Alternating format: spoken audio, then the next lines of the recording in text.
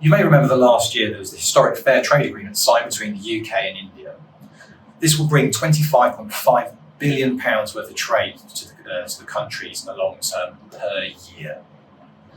After a relatively quick turnaround of only a year, the go-live date is the 15th of July this year. The main difference between what was signed last year and now is the detail around tariffs. We're looking at specific lines and what tariff rate will apply. More generally, the UK is going to be applying a 99% reduction/elimination of tariffs from imports from India. Conversely, India will be looking long-term to eliminate 90%, or at least reduce tariff rates. From day one, this will be 64% of all tariff lines seeing a complete elimination. That's roughly £1.9 billion worth of trade from the UK. Longer term, that's 80% of all tariffs which will be eliminated completely. The conversation was around some key areas such as alcoholic drinks, automotives, agri-foods, cosmetics, and also medical equipment. So for instance, automotive items over a 10 to 15 year period will see a scaling reduction to actually from 100% tariff to 10% from UK automotives exported into India.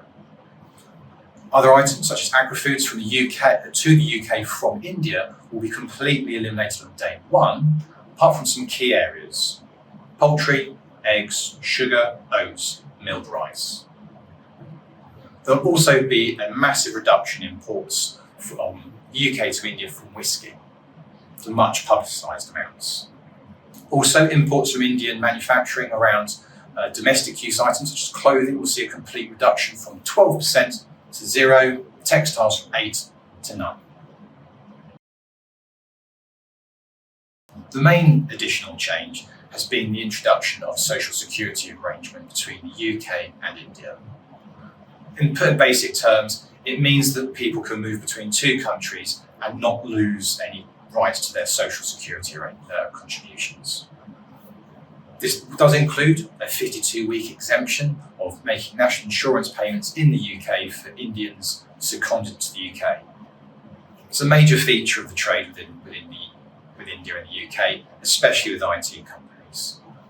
That's been extended to 3 years per the agreement last year, but actually between then and now has been increased even further to 5 years, which brings it in line with the similar arrangements with the US. We will be issuing a separate insight on that in the coming days. In addition to that, unlike other fair trade agreements, there's been additional chapters on what commitments there are to other non-goods-based trade. So professional services, mutual recognition of qualifications, digital trade, and IP protection. And while on the 15th of July that won't be actually in place in any concrete manner, this is a commitment to further conversation and a commitment to less friction in continued trade between the two countries. The major thing to take away from this is start planning now. How this will impact your supply chain, your people strategy, your global mobility, the tariffs, the place of supply, your transfer pricing, actually how you'll structure your group and everything along the lines of the UK and India trade. These are conversations to be having now to really consider how this fair trade will impact your business for the good.